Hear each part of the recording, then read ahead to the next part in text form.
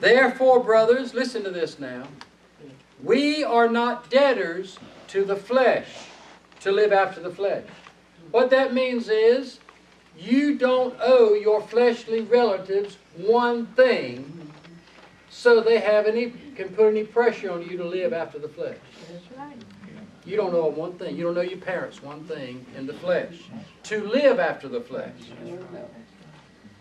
Don't think you are obligated to disobey God to satisfy some human being. That doesn't exist anymore. You're in a new family. Amen. You're not debtors to the flesh to live after the flesh. For if you live after the flesh, you will die. But if by the Spirit you put to death the deeds of the body, you will live. For as many as are led by the Spirit of God, these are the sons of God. Amen. Doesn't sound like Paul's having to sin, does it? He didn't say sin. Woo! He wasn't on the death road, he was on the life road. Salvation, the road to salvation.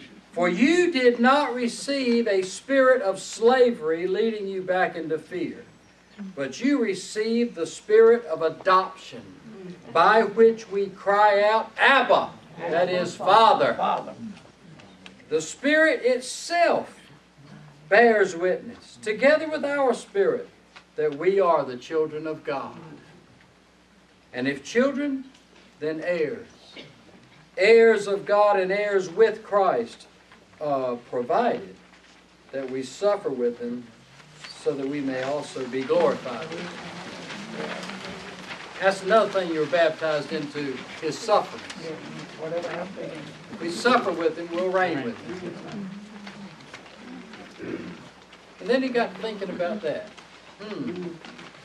I consider the sufferings of this present time to be unworthy of comparison with the glory that shall be revealed in us. So it's okay. It's all right if you suffer for Christ's sake. It's all right.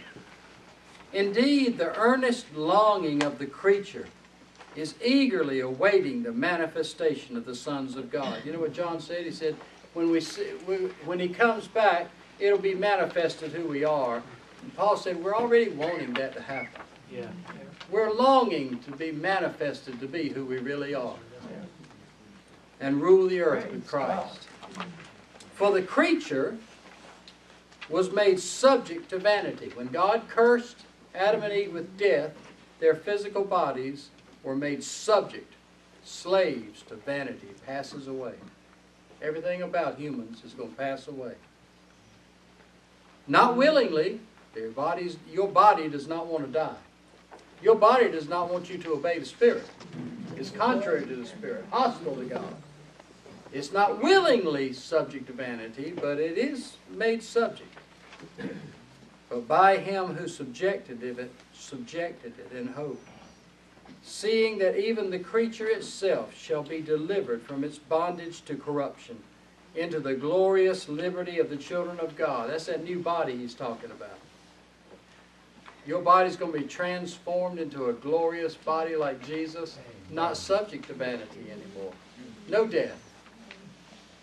For we know that to this very moment all creation is groaning and travailing in pain. That's what volcanoes are. That's what earthquakes are. That's what all this danger from objects from outer space is. Just the whole creation is just wanting to get it over with. Paul's calling that's called personification. Giving thoughts and feelings to nature. Preacher was talking like that with my father was in the audience sitting beside him. A preacher was talking about that, and he said, "Brother Clark, the sun doesn't, limbs don't clap, trees don't clap their hands. That's a lie." He said, "No. That's just personification." Yeah. So later on, this same man heard somebody tell a lie. And he came to my father and said, "What's that fancy word for lying again?"